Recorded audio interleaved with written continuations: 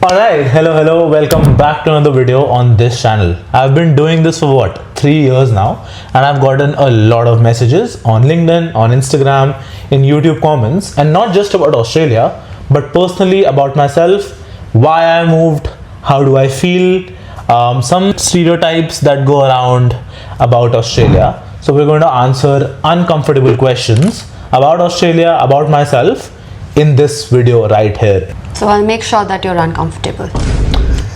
Let's go! The first question is, how much do you earn? Do you want to answer that? There's this person, there are two people who comment on probably every video. Sir, do you earn $100,000 in Australia? I wish. See, I will tell you, I will not disclose the final income, but I can say that I do have multiple sources of income, and I push whoever I talk to have multiple sources of income. Just to give an idea, with full-time job, I'll tell you my annual package for my first job, which was only 68,000 per annum. 69 and a half it went up to after a year. So it wasn't that much. And one thing in Australia is that you only get more and more salary once you change jobs. So here you'll get more money through a job jump rather than a raise per se. Other than that, as you might know, I coach cricket as well. Content creation is there as well. Some other projects that I'm leading. So yeah, safe to say that I am living comfortably here in Australia. And I think after 2 to 3 years, after anybody finishes their studies, they can say the same. They can start saving, they can start investing, etc. But does yes, do invest. But does that suffice your daily needs? Yes, I'm investing as well. Yeah. So, but that income is enough for you, because Yeah. I've heard a lot of people say that there's not a lot of difference when you're earning part-time or full-time. There isn't. I can say that the amount that I'm earning per hour, probably a bartender can earn that amount as well, depending on when they're working penalty rates, weekends, etc. But yeah, it's like everybody's on the same level here, but it's about what you came here to do, what you're doing, etc. Moving forward to the second question, I think this is the most asked. Do you think there is racism in Australia? See, with what happened recently, as you might all know or might have heard, I would say that yes and no both. There is some under the table, I would say, where nothing is on your face, but when it comes to opportunities, when it comes to when you get a chance, or let's say if I put it in simpler terms, when you get a promotion, let's say in terms of your cricket team, or when it comes to you getting projects at work, they will prioritize people who are from their own country. One, because they've spent more time in the country, so they know how the country works and probably know how that work should be done in that particular country. With the recent thing, what I would like to address is that recently there have been a lot of crime, I would say, which is done by 13 to 20-year-olds. And these teenagers only try to provoke people. And that's not just brown people, that's not just us, but towards Aussies as well. They just try to get a reaction out of you. They just try to provoke you. And these are generally teenagers, as I said, 13 to 20-year-olds who try to do that. A lot of people have experienced that on trams, on buses. Like, they won't touch you, they won't do anything to you, but they'll just try to provoke you. They'll just try to get a reaction out of you. They'll just try to get a fight out of you. So here, I think civic sense is something that really matters, where you just go your own way. You maybe might have to swallow a bit of your ego, but just you just go your way. And I don't think that's a part of racism per se. I think it's just 13-year-olds trying to be cool. Yeah. So the best thing to do is just be calm, swallow your ego, and continue with your day. Aussies do that as well. We do that as well. With recently what happened, I think a similar thing happened, where even if it wasn't someone from our race who was brown colored skin, or anybody, even if it was an Aussie, they would have picked a fight, or they would have provoked him or her, because that is just something that they want to do. So it's just about you giving in or not giving in. This is just a one-off. I think if it was somebody else, it wouldn't have been in the news at all. But yeah, I think it's just a one-off. In general, day to day, you won't feel or hear or experience anything like that at all. At least I haven't. A lot of people in my circle haven't. I believe you haven't as well. But yeah, a little bit under the table, yes, when it comes to opportunities. In general, no. Alrighty. So, are you ashamed of your accent or your background at all?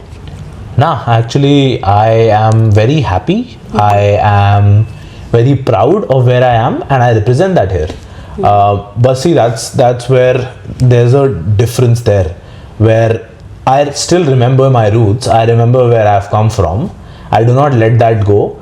But I also know how I need to transition into the culture here, into the lifestyle here. I'm pretty flexible when it comes to talking to different people, talking within different groups.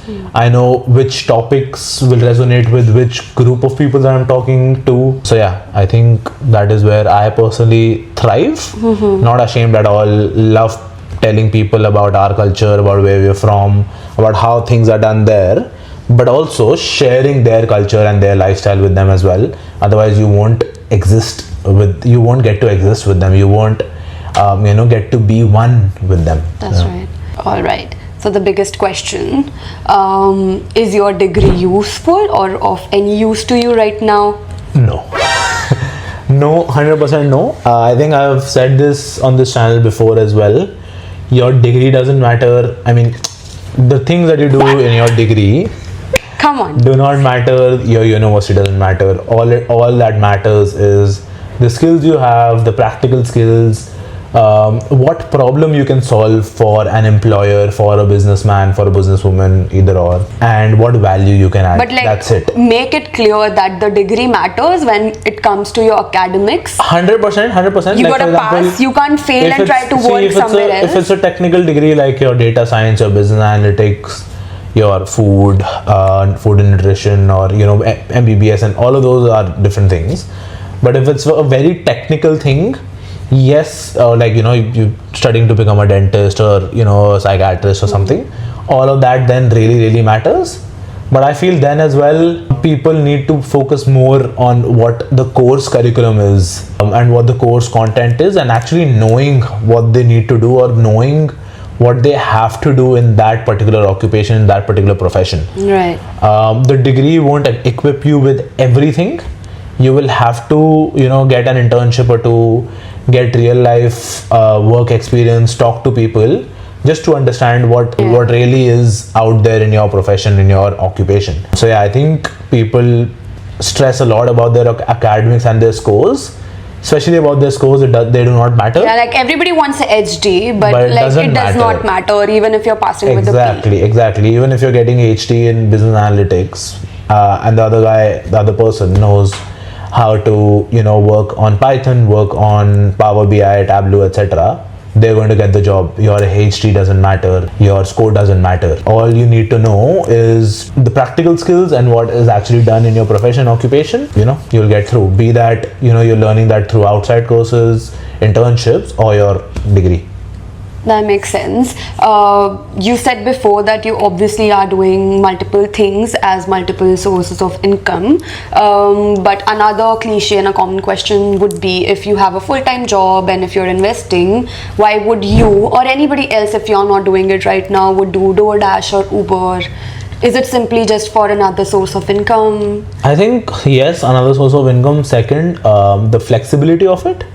And third, that they're not under anybody's command. They're not. I agree. I strongly agree to this, because that's what I keep telling you, that I mean, obviously yes, you get a lot of shifts if you're at a good job, you have a good manager, you have a good workspace, but somewhere or the other, if it's a nice rainy day, you can't just call in sick. Like, not always, you can, but not always. Some days you don't want to work, some days you're sick, blah and blah, there are 100 excuses. So if I rather have a Uber, or like I have a car and I'm doing Uber or DoorDash or any sorts of delivery things, whatever delivery drivers do, basically anything that is under my command, I think that makes it way more easier. Just grabbing my car keys, going out with my partner, my friends, or anybody playing songs, and also doing something, and then sharing the income if I have to with them. I think it's a fair deal. That would be much easier. 100%. I think another thing is that, let's say in your 5 days or weekdays that you're working full time, you're earning $1,000, and then on top of that, if you're doing Uber, Manila, or whatever, on weekends, Saturdays and Sundays, you can earn another 250 bucks, and that, just supplements your full-time income.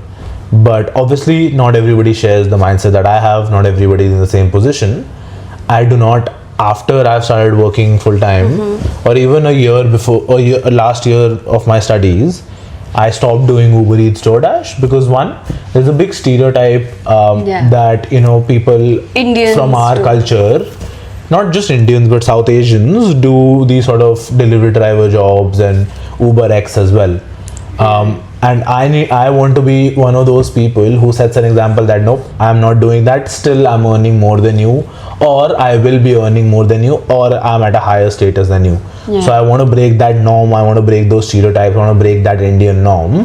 That's why I do not want to do that. Secondly, I feel if I invest in something maybe like this, YouTube or something else, or a business of mine, in those hours that I would be doing Uber, I think the payout would be more if that particular thing works out well. So I'd rather not just chase active income. I'll actually try to build sources of passive income. But yeah, primary reason is the first one that I mentioned. Alright, moving forward to the next question. Aren't there too many international students fighting for the same jobs? Another reason why you can do Uber. See, that's the thing. That's why I keep pushing people, or people that are in my network at least, to build a personal brand, to build a portfolio. Because if both of us are doing the same degree, let's say marketing, and I'm doing this, and she, let's say, is just pursuing her degree, just studying, who do you think is going to get the job?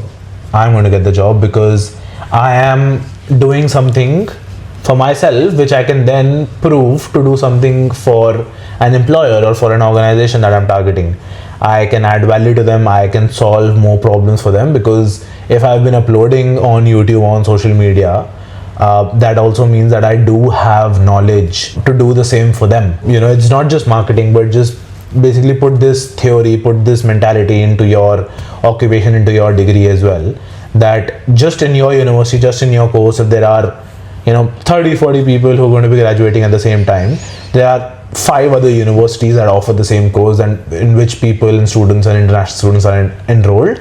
Also, local students are also enrolled. You can just do the math on your own. The number of people graduating, number of jobs available, most of the times they do not match. The supply is more, demand is less. So yeah, just do the math, and that is where you differentiating yourself with personal branding, portfolio, actually knowing what you have to do, knowing your trade really helps and really matters. At the end of the day, you can't make the decision, no, the competition is too high, I can't do a particular thing, because competition is high everywhere, in each trade, in each business, in each occupation. So you will have to work hard irrespective of what you're doing. Alright, I hope you liked the video, some value added. I hope so, we hope so. I think we answered a lot of questions, broke a lot of stereotypes, answered a lot of FAQs that a lot of people have. You got to know a little bit about myself. If you like the video, like, share, subscribe.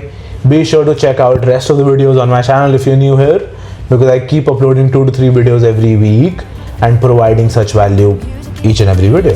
So yeah, like, share, subscribe. I'll see you in the next one. Bye.